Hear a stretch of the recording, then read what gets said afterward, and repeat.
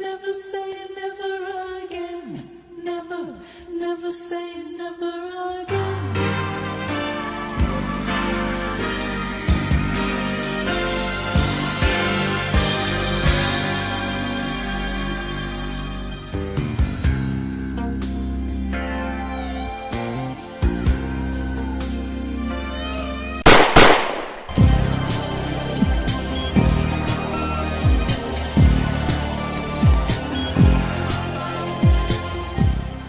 Welcome to the James Bond Complex. My name's Matt. My name is Edgar. And we are a James Bond podcast where we discuss the entire James Bond phenomenon from Fleming to film and to everything in between. Oh. I stole your line. You do it really well. If you can do it that well every time, you can take over. It's fine by me. I don't want to take all the blame. So we are doing a special episode. It's technically it is a movie episode, but it's also a bonus episode. It's also a bonus episode because technically it's not part of the Eon production canon. Of course, we are. Well, it could be one of three things. We could be talking about 1954 Climax Casino Royale. We could be talking about 1967 Woody Allen Casino Royale, or we could be talking about the remake of the film that we talked about last week, which is Never Say Never Again. 1983's Never Say Never Again. Exactly. There's a lesson to be learned there. That lesson: never say never again. Never. Oh my God. Do we want to chit-chat a little bit about Kevin McClory and Jack Whittingham? I mean, we talked about doing its own episode, which I think it deserves. Eventually. We didn't really have the time to do full-on research. I know we have a couple of... Well, I have a book. I'm sure you have something. You know, we have the equipment necessary to research it, but we didn't really... I just read a little bit on it. I went on the wiki page, and from memory, because, I mean... he only passed away 12 years ago, and until before a couple of years before his death, he was still trying to make another remake. Warhead 2000 or something like that? Warren 2000. I remember. I was on the internet. I googled that, and I was like, "Really? 2 Bond movies?" And I still remember the little graphic that had Pierce Brosnan body with Liam Neeson's head on top of it. And it's like, oh, the Sony Pictures were making their own James Bond movie. And I'm like, really? So it's, I mean, do you want to go back to the beginning? Let's take the time machine. So I guess we go back to the, mid to late 1960s? 50s, excuse me. 1957, if I remember correctly. And Fleming he's obviously released some of the Bond books. They've been hits so far. And now he's getting, this thank you to the authors of Some Kind of Hero, my 10-minute reading session last night. And Fleming is getting, TV deals. He's getting some movie deals. We want to bring Bond to the screen. Most of these deals fall through, and so they decide, instead of doing it with a major studio, they try to do it independently. And the starting point of this independent James Bond film is with 2 other people from the business. Kevin McClory, who's a producer/director, and I believe a screenwriter by the name of Jack Whittingham. Mm-hmm. And so they get together to produce an original story. They're not really going to adapt any of the books. I don't think Kevin McClory wants to adapt any of the books. So they write an original story.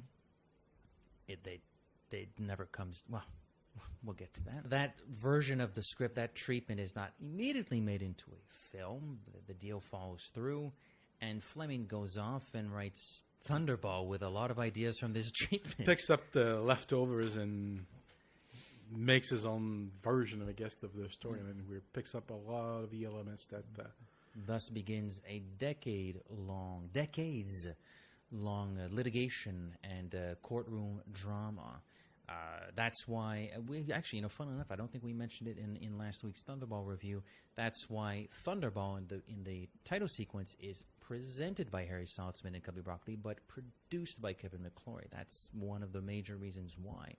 So there was an agreement between Broccoli. You know what's funny? When you watch the making of, Kevin's McClory, it's barely mentioned. Don't even mention. I think that he's producing. But I think by the time those making ofs were made, the litigation was still going on, and Eon was obviously going to protect their own. So maybe if they made one today, it'd be a little bit more open-minded. That'd be really interesting, like decades after the fact. But so there's this deal between the Broccolis and McClory. Come on board. We'll make Thunderball together. You can be the producer, but you can't make a Bond film. You can't remake Thunderball or a Bond film for 10 years. Yeah, because the consequences of the lawsuit. First off, it more or less killed Fleming, because the stress of the suit impaired. Like his health was already impaired because of his bad habits, but that just killed him. And the results was that he would get partial, like his own version, I guess, from the rights, where he had control of the story, Thunderball, and all the related characters, and he could make actually sequels to it. It's very complicated, and basically, as you said, the Broccolis eventually, like, to, I guess, protect their own investment, approached him and made a deal to produce Thunderball. And it would not have made sense for him to try and make his own version of James Bond in the 1960s. Like Connery was Bond. They tried it with Casino Royale, and it was a miserable failure at the time. Yeah, well, it was a failure for many different reasons, and it was a different kind of failure. I know, but you can't overshadow Connery with an unknown at the time. So 10 years elapses after the release of Thunderball, and, well, the deal's done, and me, Kevin McClory, I still feel like making a Bond movie. Well, you know what's funny is that, and I saw some documents, and there was a legal battle between the Broccolis at the time who were making The Spy Who Loved Me, and Kevin McClory, who was doing his own script. And when they describe what was in the script, a lot of plot elements are really, really, really, like, I don't know if it's coincidentally, but the underwater villain, the holding the world hostage with nuclear weapons, both stories are very much alike. And it's not Largo; it's actually Blofeld. Yeah, there's an early spy treatment that features Blofeld that will probably never see the light of day. But I mean in the Kevin McClory the initial project, and there is also a spy treatment that has Blofeld in it. Yeah. So. And Sean Connery was at point attached in the 70s to at least direct. Starring is not was not confirmed, but he was attached to direct the movie himself. But that has he ever directed anything? I don't think so. Not to my recollection. He probably did, but I would have to go on his IMDb page. So I'll be honest, I don't know. Oh, okay, forget it.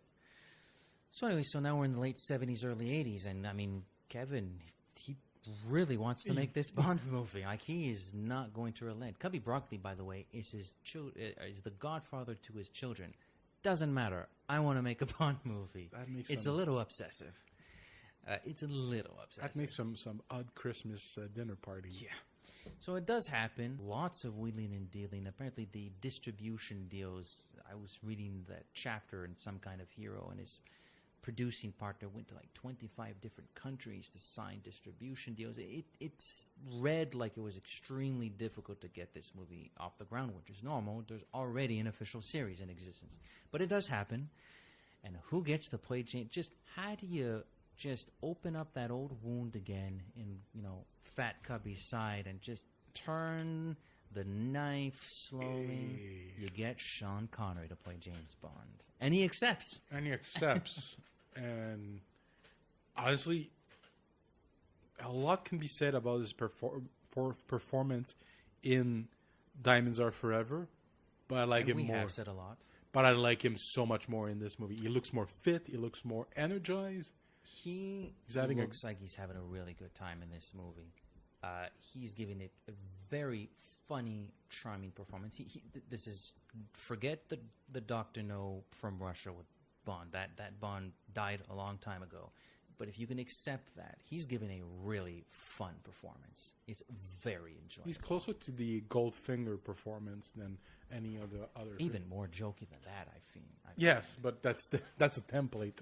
And he looks fantastic. I tweeted someone, I can't remember if it was last night or this morning maybe, because I tweeted last night that I was watching the movie, and I said, hey, this really isn't half bad. I got a lot of retweets and responses. Yeah, I like it too. Oh, I like this part. Oh, did you get to this part yet? And I responded to someone like, oh, new life goal, to look like Connery when I'm 53 years old. Seriously. If I look like Connery when I'm 53, when he was 53, done. I'm good. I have life goal. He looks fantastic. He looks, well, like I said, he looks thinner. He looks more fit. He looks more pliable. I don't know if he did some yoga, but he looks very stiff. He's like scuttling all over the place, like in the Tears of Alas climax. He's the one, like there's no edits there, so he's like running all over the place. The entire opening sequence is it's him. It's impressive. Like, that man is impressive. He wanted to make this movie. He did have reservations. In fact, he's quoted as saying, if there's still lawyers involved in this thing, I'm out. I'm not doing this thing. His wife is actually the one that came up with the title, Never Say Never. Well, you did say you would never do it again, so why don't you just call it like Never Say Never Again? Yeah. It's a great title. It sounds Fleming-esque. Let's start with the beginning. Yeah. Oh, by the way, right, we didn't do a plot synopsis. This is Thunderball, but the comedy version. So. Cut and paste. I mean, I didn't plan on doing. I forgot. And I forgot. So, I mean, it's Thunderball. Nuclear bombs get stolen. Bond is tasked with retrieving them. He meets Kim Basinger and a guy that's named Largo, and Largo killed Kim Basinger's brother, who was played by the guy from Superman 3. And eventually, all this leads to an underwater battle where Kim Basinger kills Largo, and Mr. Bean shows up at the end, and Connery says, never say never again, and he winks to the camera at the end. Yeah, wink, freeze frame. I love it. It starts with the worst Bond title song of all time. Any universe, every alternate reality, whatever. It is horrible. But it's an earworm. It stays in your head. Never. Yeah. No, it's not a very good song.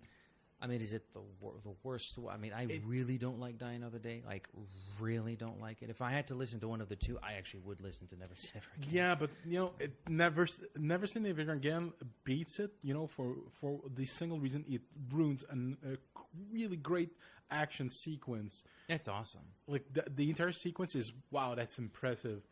It's dynamic. It feels like Bond is back. It's action, and it's Connery's Bond, so it's a little bit more brutal compared to Roger Moore. Roger Moore is not as violent and as bloody as... Maybe that's... Oh, you know what? You keep talking about those headshots in Octopussy. That's why they decided to make it more brutal. You know what? You're probably right. I never thought about it, but that's probably the reason why that movie is a little bit more violent than any other. Like, it's probably more violent than A View to a Kill, which is pretty violent. Yeah, it's a pretty violent movie. But it's more the villain in Octopussy. It's Roger Moore that's doing the headshots. Yeah, a lot of people being stabbed, being shot at, and it turns out to be an exercise. Training exercise. It's funny.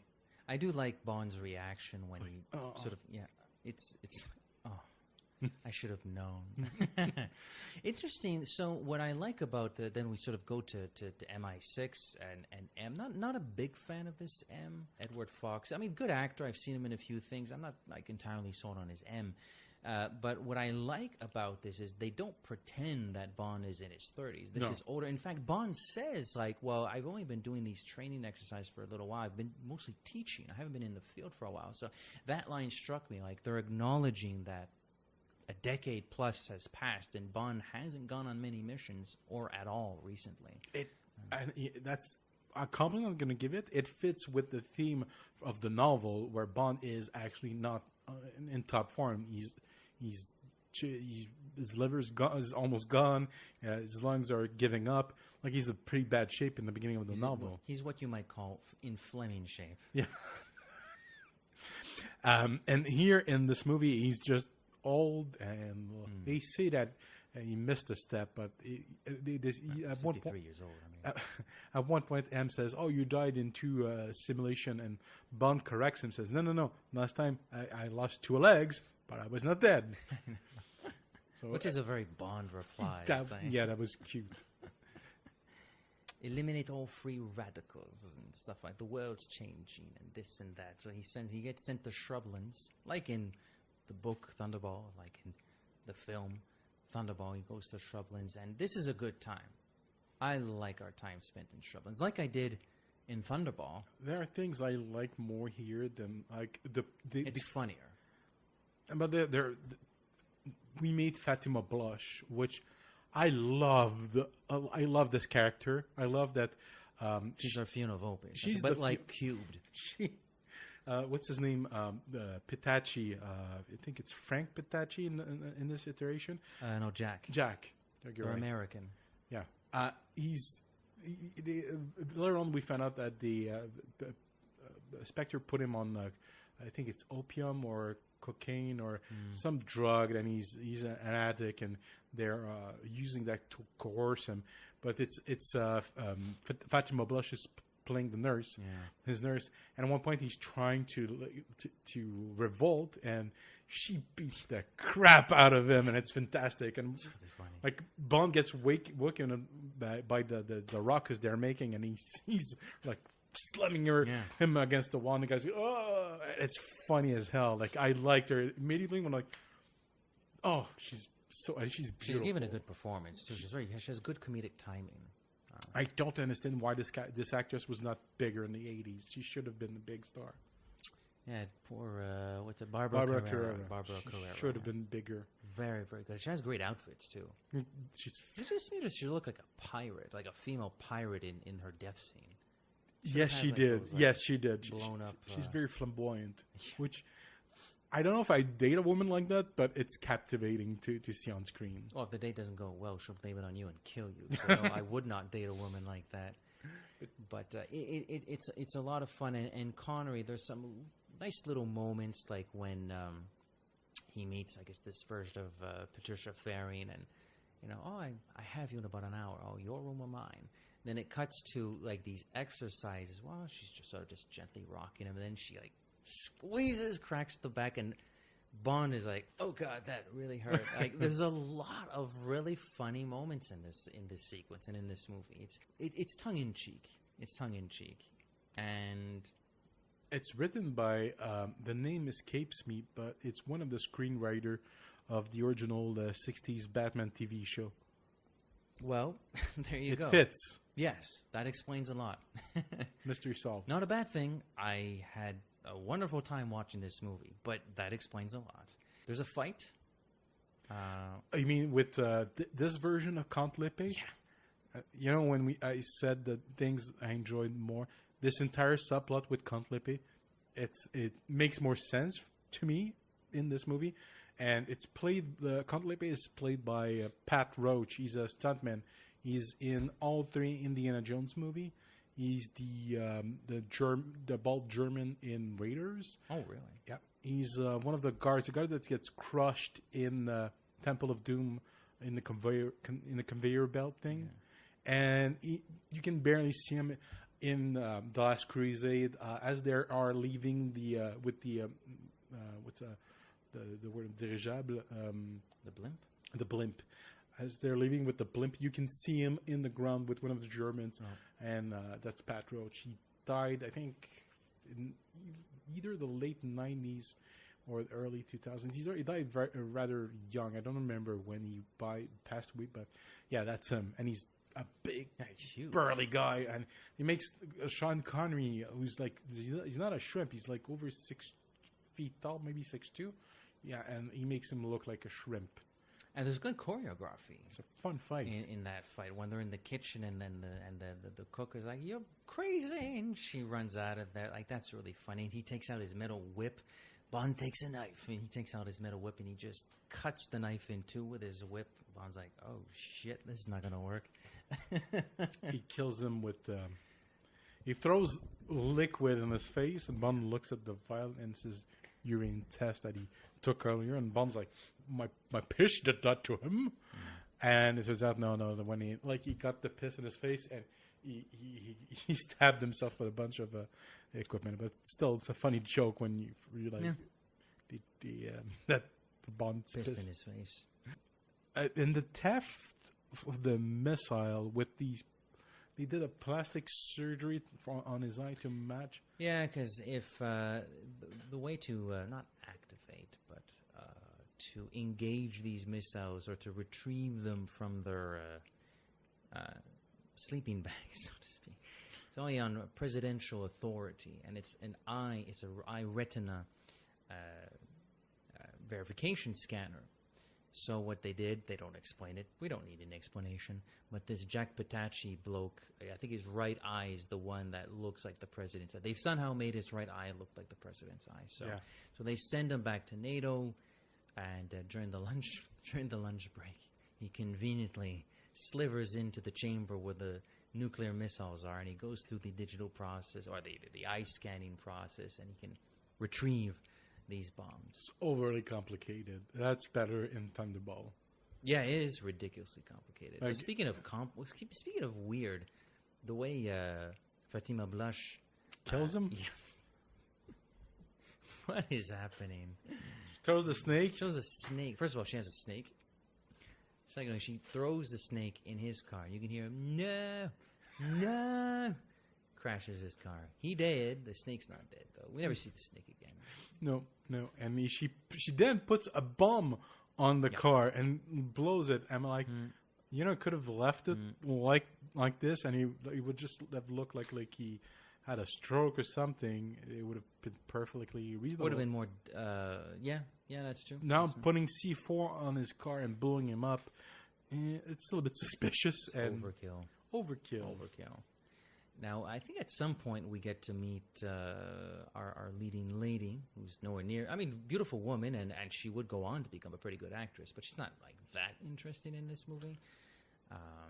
We first meet our version of Blofeld as they threaten. Yeah, it's true. How could I forget that? This is a Spectre. There is a Spectre meeting, played by an absolutely legendary actor who's still working to this day, although he only shows up in little bits and parts. He's getting up there. Yeah, Max von Sydow or Sydow.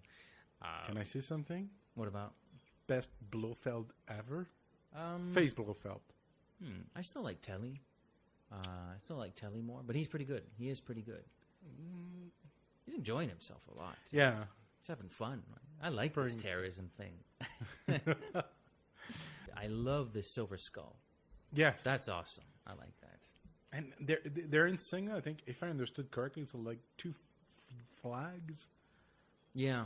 Like not as interesting. Well, of course, I mean, they couldn't use what Eon was using, the ghost octopus. But I thought, actually, the skull was there in Singa. But now that you mention it, that's stupid. So they have matchboxes, and they put their own insignia on it? That's how I understood it. That's ridiculous. Because it's everywhere. A lot of this movie's ridiculous, but for some reason that's one strikes me particularly as being ridiculous. And we also meet, that's when we meet Largo and we meet our Domino. But I need to talk about the flying saucer. It's the most interesting thing I found out after the fact about this movie. The boat today is called the Kingdom 5KR. It's an 85.65 meter long super yacht. It was built for not a yak. Yacht. It was built for Saudi billionaire Adnan Khashoggi. It is now owned by a Saudi business magnate Al Walid bin Talal. But in the late 80s and until the early 90s, it was bought by a very famous billionaire in America. Bill Gates? Nope. Ted Turner? Nope. Oh, what's his face? Who's the president now? Donald Trump? Yeah. He bought a Bond supervillain boat. And then we meet Kim Basinger. Basinger or Basinger? I think it's Basinger. And while watching her perform her little dance, I remember why I had a crush on her from she's beautiful. Batman '89. Damn, have you seen her daughter? that she had with Alec Baldwin. She's about 20 now.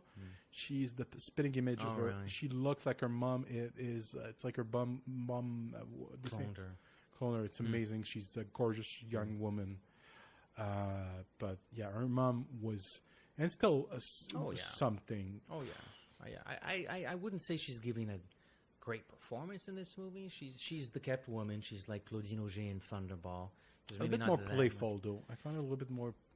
Really? She's More playful than she's I know her more. than Claudine. I mean, She's a little bit more of a comedic actress herself, so she has moments of comedy. And when the exchange that she has with Connery when he's performing the massage on her, and she finds out that no man works at the health spa, and she's disgusted, and she goes from disgusted to intrigued to right. it's not a great performance, but it's not a great part either. So No. she's fine for what she is given. But more importantly, we meet somebody else in that scene who's looking at her from behind the glass. Maximilian. Maximilan Largo.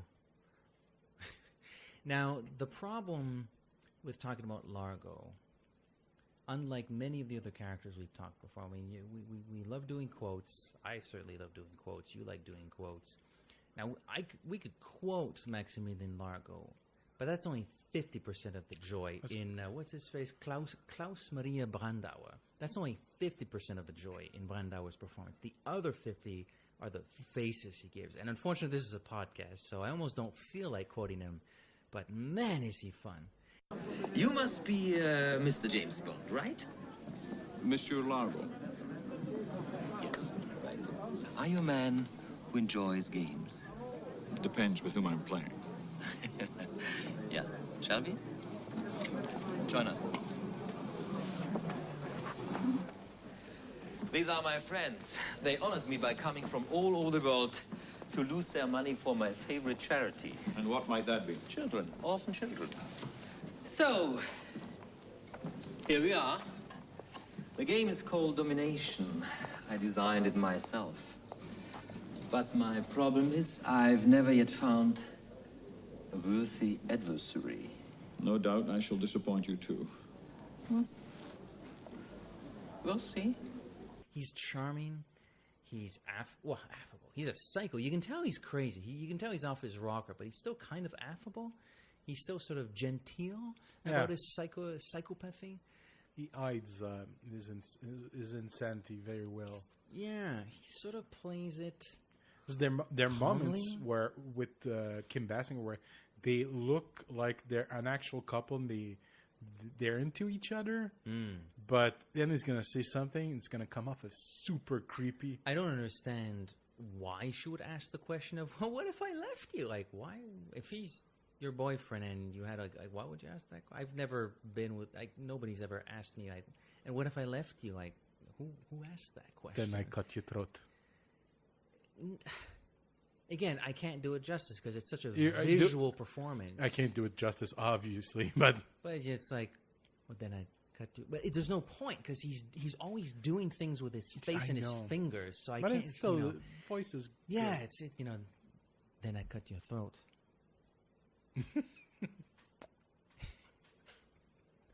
It is quite a performance. Like the tears of Allah taste like sweet like money, and he's like doing it's an off kilter performance. It's the performance I would never have expected out of a Bond villain. kind of reminds me of today, but it echoes Max Zorin a little bit, like kind of the off performance. Yeah, it's a little off. It's a but little, it's not in a good way. I mean, View to Kill is after this. Maybe Chris Walken saw that and said, "Oh, that's not bad. Maybe I'll do that." Maybe because there may be some similarities, but that's later though. Yes, this is like Max Zorin Prime. Yes, kind of. Yes. I don't know. It's a great performance. Like when you compare him to the other Largo, this Largo, I enjoy. He's a lot more fun. That's a lot more fun. I love the moment where Bond goes on his yacht, the flying saucer, And, oh, you're a little early. Cigarette? No, he tosses the cigarette. A drink? You know, it's such... Vodka martini. Of course. You know, it's fantastic. Honestly, this viewing of this movie, it's probably the most I've ever enjoyed it because it's not on the box set. I never bought it. I bought it for the first time last night on digital. It is a surprisingly good movie. It's not all perfect, but it has Largo's better. Fatima Blush is equal, at least. I would say almost surpasses. What's the name of the actress? It's Fatima Blush and Fiona Volpe. Almost surpasses Fiona Volpe at times. Like she comes close because she's a little bit more physical, more cartoony. It depends what you want, but this movie is really clearly going more for comedy. This is more Goldfinger, while Thunderball is going more for From Russia with Love, Dr. No, something a little bit more naturalistic than the other movies. So for what they're going for, they're hitting a lot of, not home runs, but they're making a lot of points. By hitting the ball, yes. In the ball, by in the hitting corner. the Thunderball. The Thunderball. Oh, you got a Felix Leiter. The first Bernie Casey. Oh, before that, we have the famous James Bond actor Rowan Atkinson. Mr. Bond! I say, Mr. Bond! Catch you later, perhaps. Right.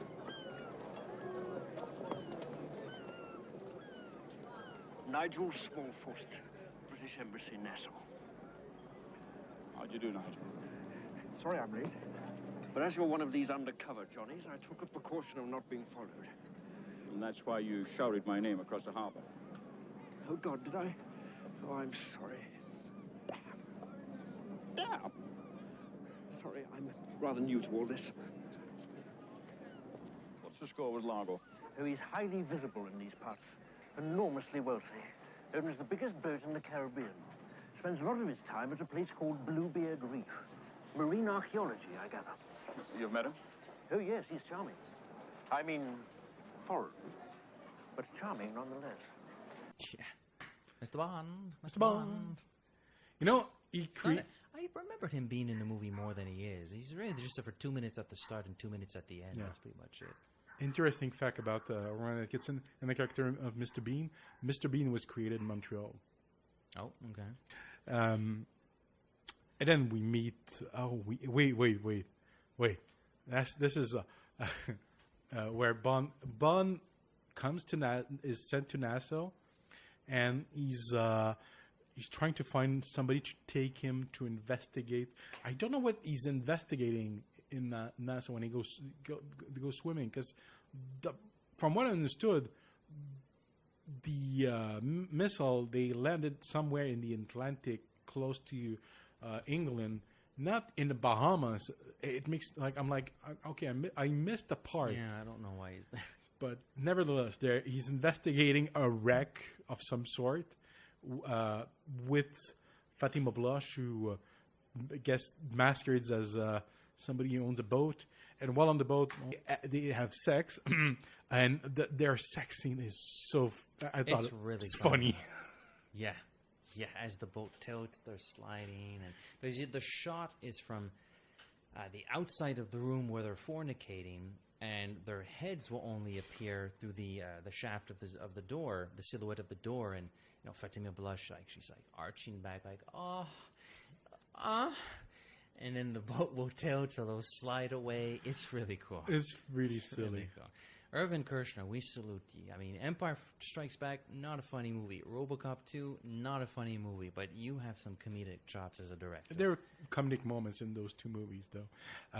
But yeah, and then we have and I think that's something that they tried to bring. It was in multiple writing exercise of Bond movies, a mechanical type of shark. But in this case, it's a remote-controlled shark. Yeah, remote-controlled shark. That is actually, we showered a lot of praise onto the underwater sequences in Thunderball, and they earned it. But this one's really cool. where he's like hunted by tons of sharks, like around the ship, under the in the ship. Really, and these sharks are popping out of everywhere. Yeah, and I to this day I don't know, were those Muppets or I don't know. Well, they look like real sharks, and they go in corners, and they like he gets close to these Real close. Impressive, very impressive. like if they're real shark, I'm concerned about the animal's safety. Yeah. If they are robots, they should hire these guys to make every underwater creature in the world, because they look real, and I don't know what they are.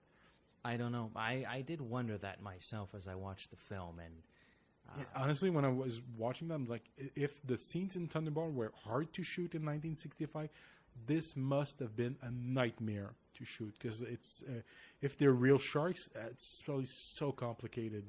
Probably half the budget went into that sequence. I don't see Connery's salary and the sharks. Yeah, I'm paying for the shark. Everybody else is just there for fun, for the experience. And he finally escapes the trap, I guess, and he gets picked up by. I think she's another actress that's been in another Bond movie. I think she's in The Spy Who Loved Me. Oh, really? Yeah, I think she's the receptionist in The Spy Who Loved Me. I'm not entirely certain. I know she's been in the girl that's fishing. Yes. Oh, okay, yeah. The woman that's out to find something that's 190 pounds, 6 feet, brown eyes. Why go out to sea at all? See, that's not a good moment. Yeah.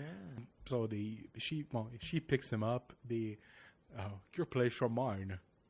Absolutely. And meanwhile, make the right decision. Yeah, because Fatima Blush went. She did what she loves doing the best, the most. Planting bombs. Not proximity mine, but remote-controlled bombs. Yeah. Underneath cars, beds. It's all good. It's all good. So she blows up. She does blows up Bond's suite, but he was actually making love with the fish lady. I don't know what her name is. The fish lady. Fish lady in her room. You know. Oh, we made the right choice, and they keep screwing. Yeah, come on, got to finish the business. I'm starting to forget the plot about this one, despite the fact that I watched it last night, and it's so much like Thunderball. It's so much like Thunderball. Well, they leave Nassau pretty quick. They go to Nice. Yeah, they go to Nice, in the south of France. It's starting to. The thing is that in some beats it goes faster. It goes to the plot of Thunderball faster, and they start hitting the brakes in Nice. They start not. There's a moment we're about to get there. He arrives to Nice, and he notices the yacht, and he notices Kim Basinger, Domino, and he's like, and so he starts investigating. He goes to the health spa.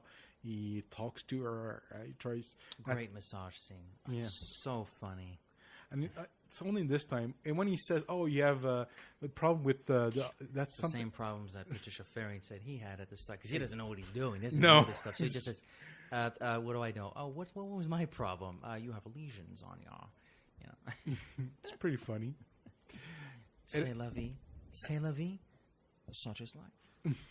See, now you should. This is the review where you should do Connery, because he's talking exactly like. No, you're See, you're putting too much mustard compared to the old Connery, and then when Connery's talking like your usual. My name's Bond.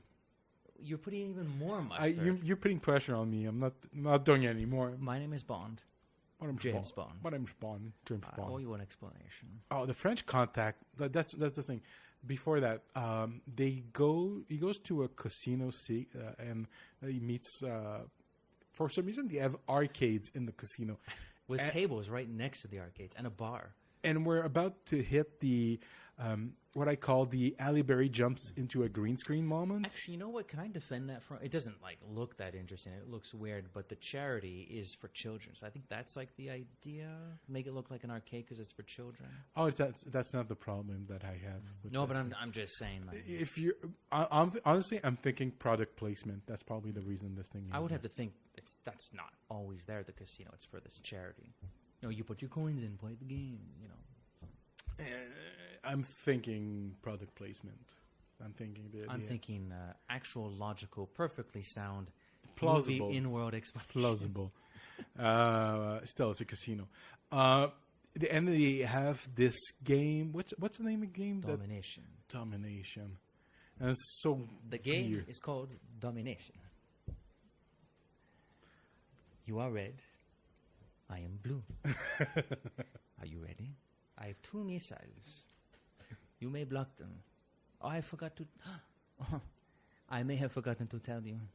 If you let go of the joystick, you forfeit. But you didn't know. So we will play again. And he gets electric shocks through the... Yep. But the intensity of the electroshocks increases. So 60%. danger. It's going to give you a heart attack. It's a funny sequence, but it's really weird. out of step with like. There are other parts, but this is after that part, the movie starts to lag for me. Like there's, I still had a pretty decent time the rest of the way. But I still like the beat. It was quicker than the Thunderball, but it stopped in its track for. It was a great motorcycle chase. Yeah, later but that night.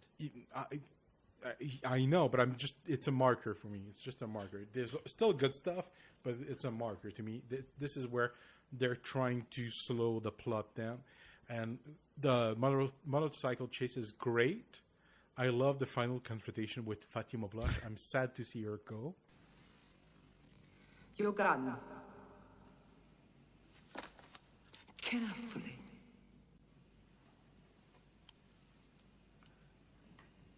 Over here.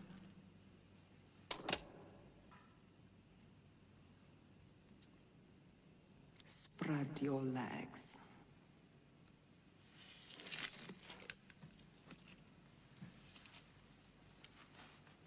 Good. Very good.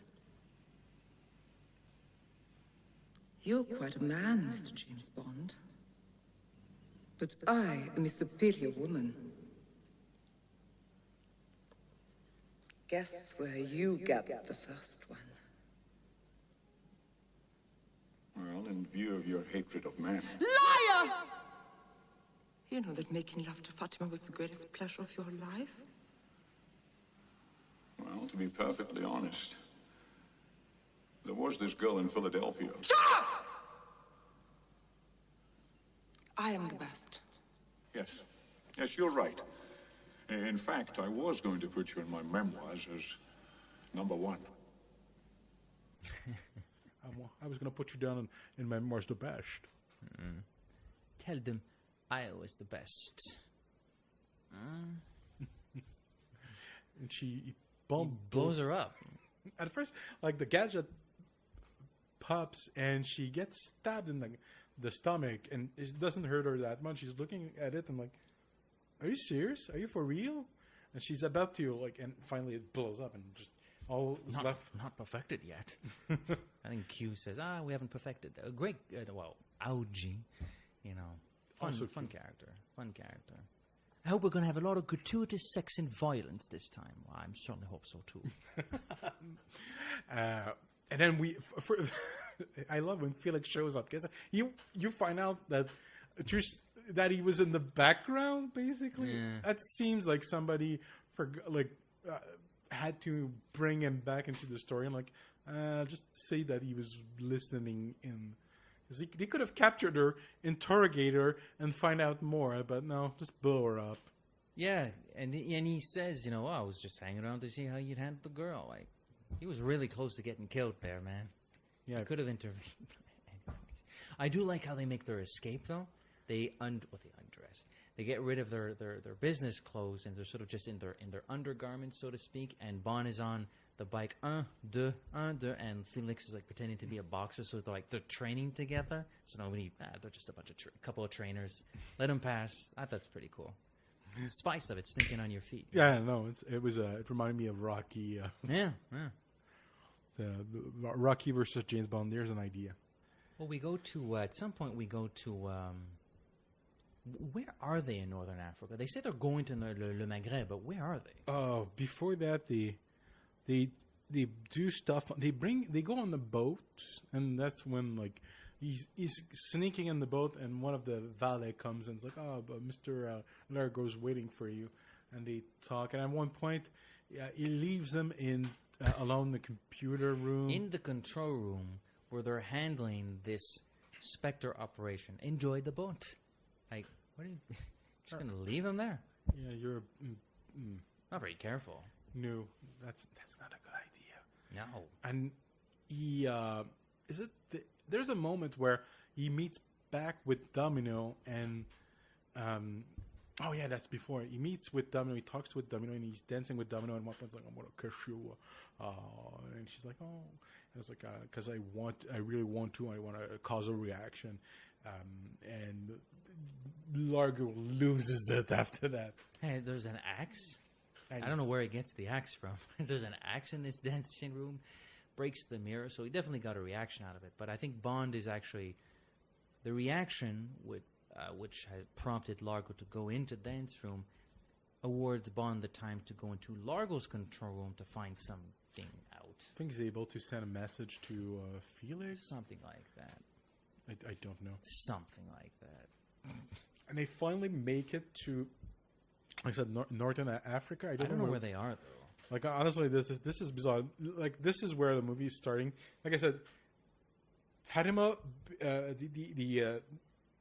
not Fatima, but the Domination game was a marker, but Domination's weird, but the deviation in Northern Africa where they tie up both Bond and Domino in their... Okay, you know, I'm on the wiki page. The place where they've gone to is Palmyra.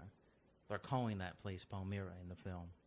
That's not Palmyra. Okay, Palmyra in Northern Africa? Yeah. Okay, well, the other Palmyra. Traps Bond and takes him and Domino to Palmyra, Largo's base of operations in North Africa. Okay, whatevs.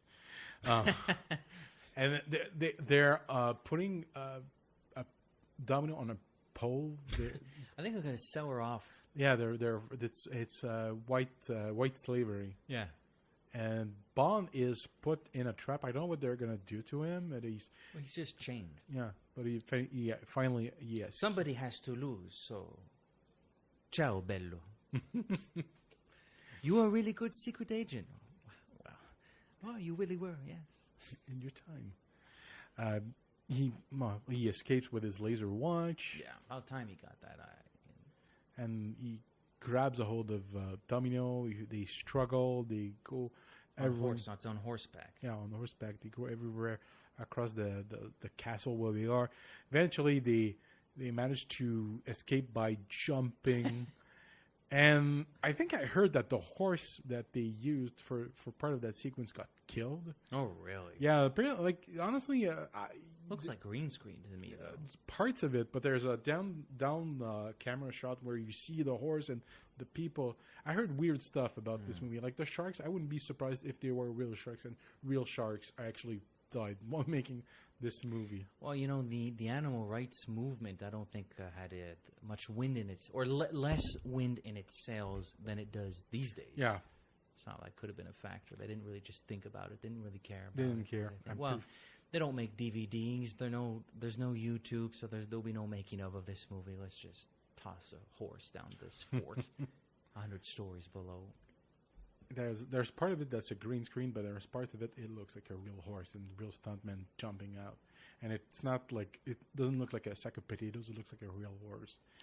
But they escape. They team up with, I guess, well, Felix is there. But Felix comes with like the Marines. They're shooting at the fort. Yeah. To give Bond and Domino time to escape. They're down there in the water.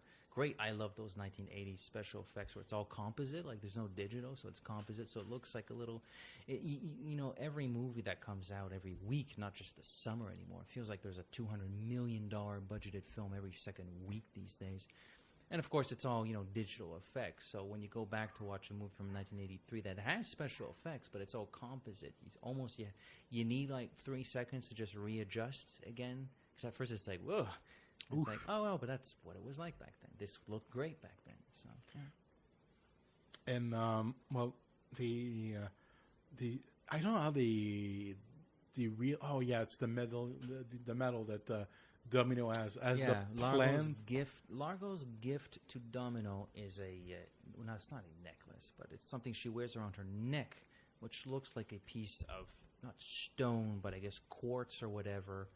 But there's a decoration on it, which is actually the map with the location of where the bombs are. Yeah, that's weird. Can you hear the high roll I just did? So, thanks to this gift that Largo gave Domino, we find out where the bombs are, which is not far from Palmyra.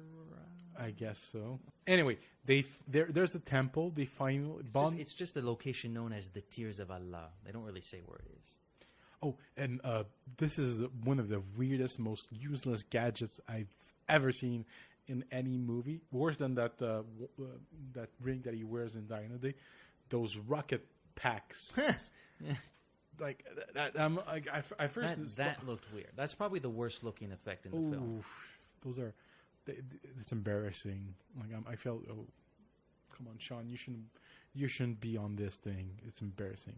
It's beneath you. Yeah, Felix looks like he's not having a good time either. Although it's fun to see them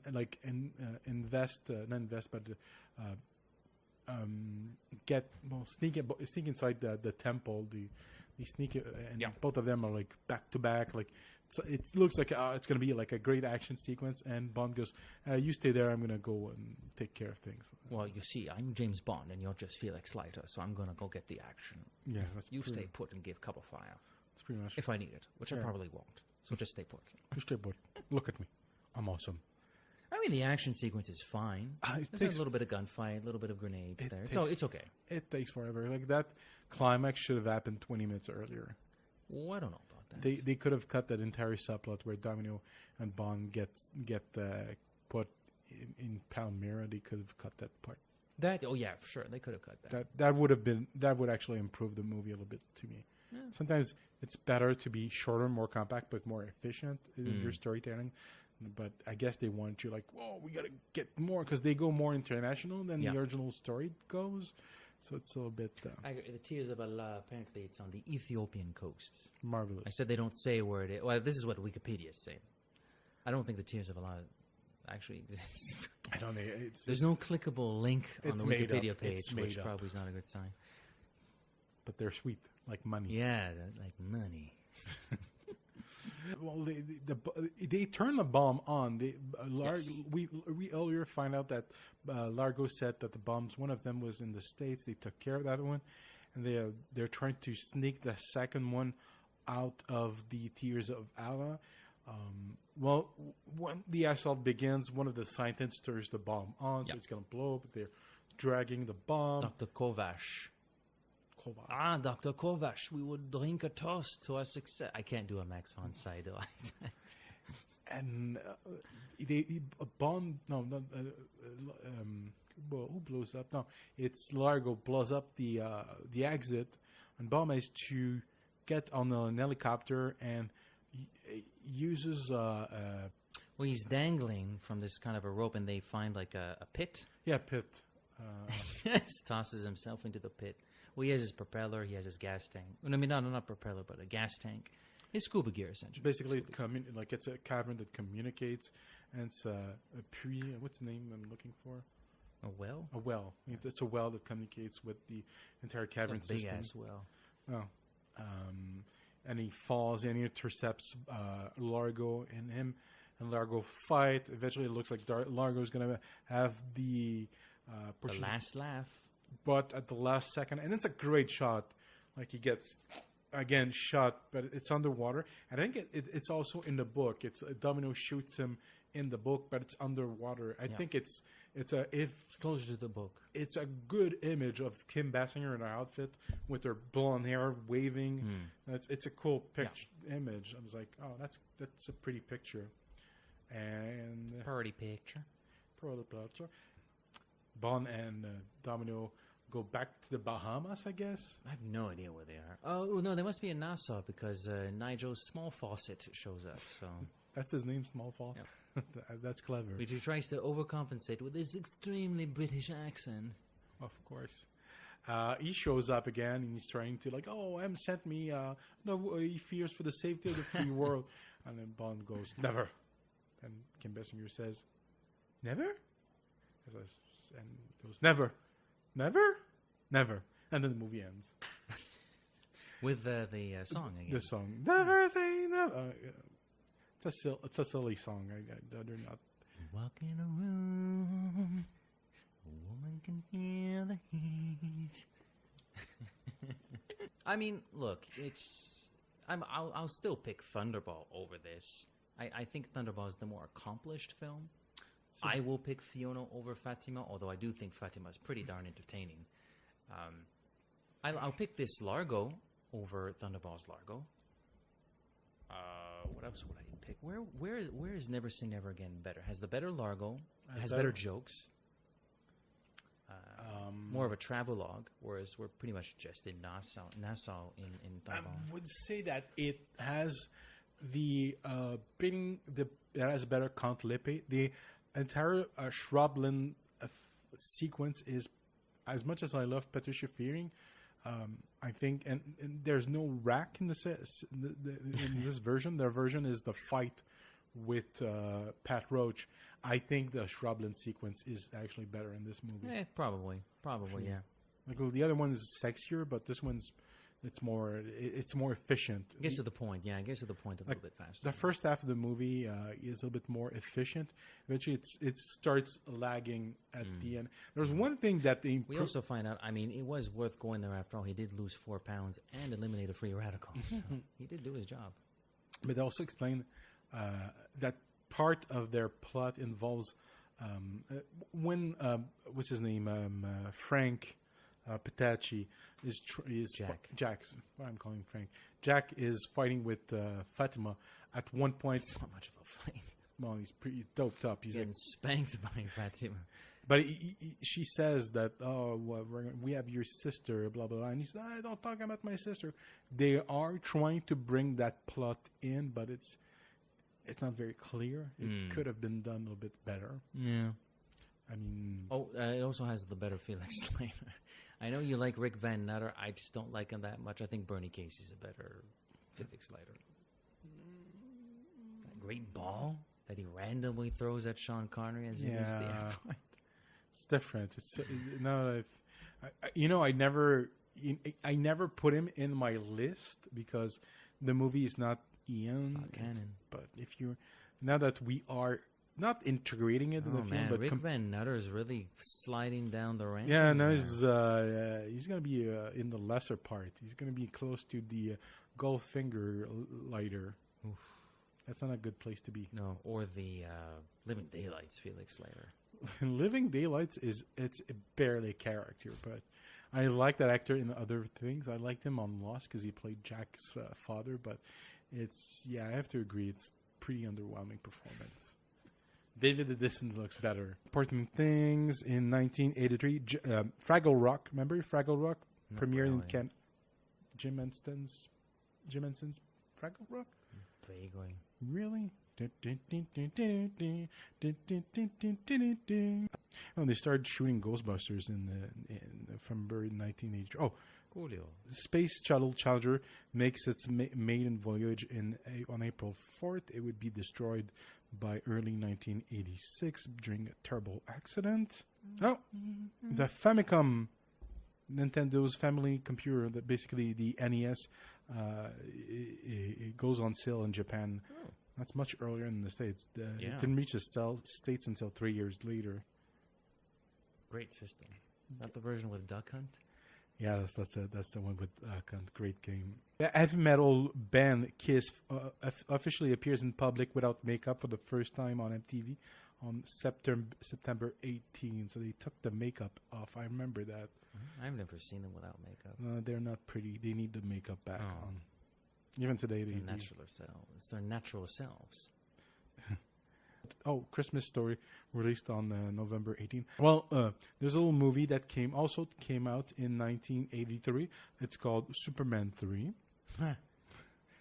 Also, Scarface was released in 1983. And Say hello to my little friend. another movie you might be aware of. I don't know if you've seen that one. It's called Octopussy. Oh, Yeah. Emily Blunt was born in 19. So was Kate Mara. I thought she was much younger than that. Really? Yeah, I always but she's in her 30s. I always think that she's like early 20s. She looks 27. Yeah, she looks like well, some people Oh, she's aging well. good Not genes. aging well. She's like in her mid-30s. I mean, she's Yeah. not that old. Domhnall Gleeson from the best Star Wars movie. He's General, not Grievous. He's the guy in Star Wars Episode 7 and 8 that keeps screaming, getting his ass kicked by every Force user. General Hux. General Hux, great character. I'm not seeing anyone born that's related to James Bond. Well, 1983. I mean, 35 years old. I mean, who? Mila Kunis, who's starring in the upcoming The Spy Who Dumped Me. Apparently, it's terrible. I've heard. Was that a possibility that we were going to see that? I don't think so. No.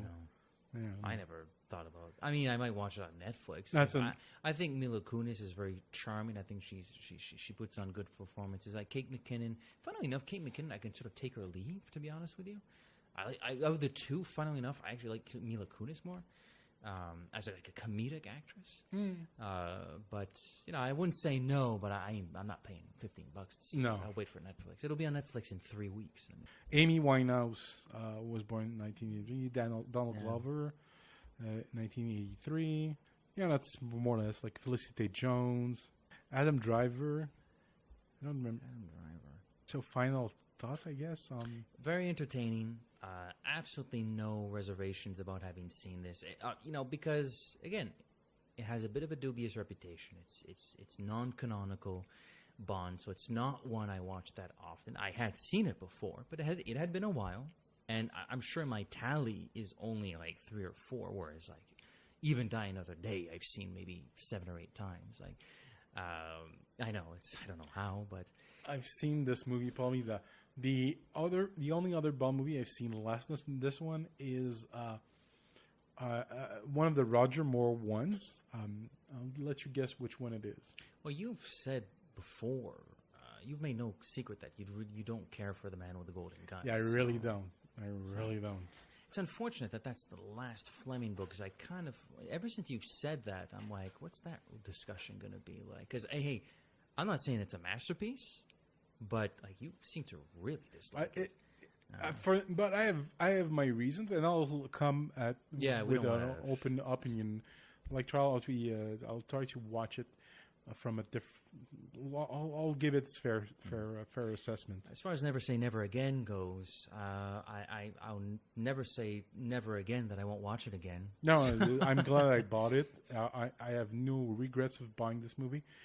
I had a great time watching it, and honestly, this is one that people need to reevaluate. It's much better than its reputation would lead you to believe, and it's equal. I'll give it that. It's equal to Thunderball. It's equal.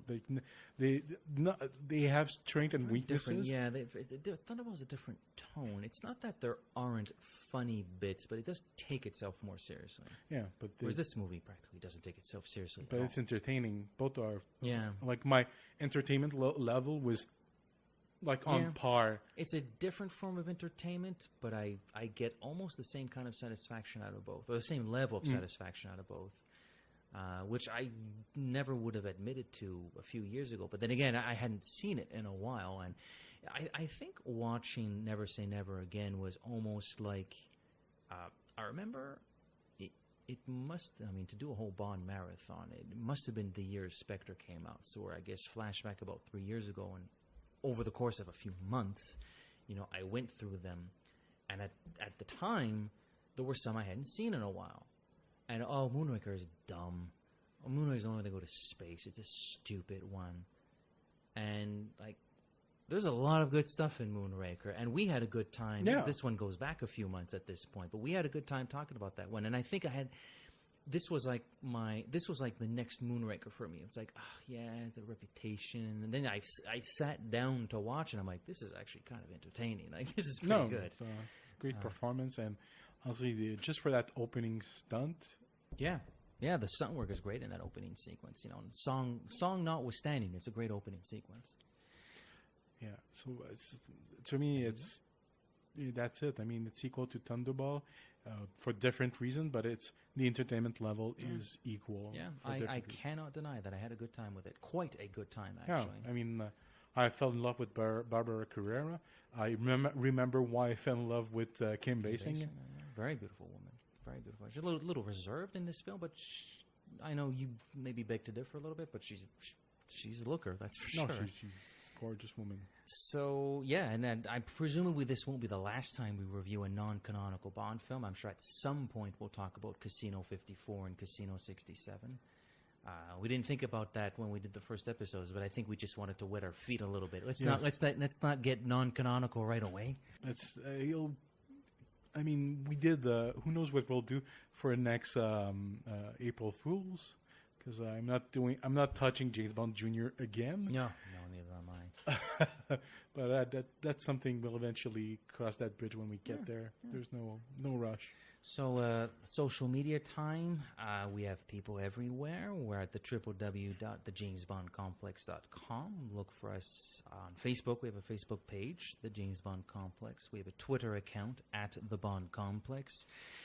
We have an Instagram account. Search for the James Bond Complex.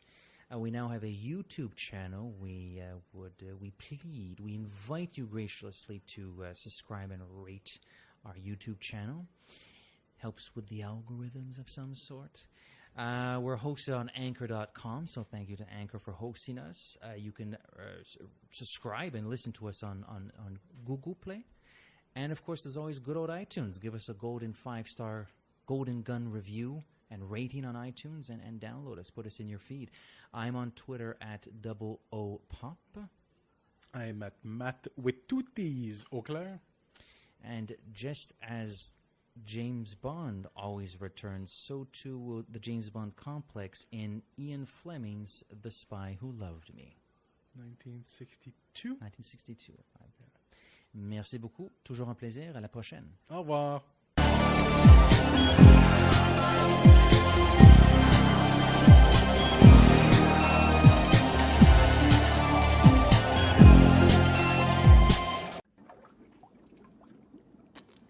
Sweet like money.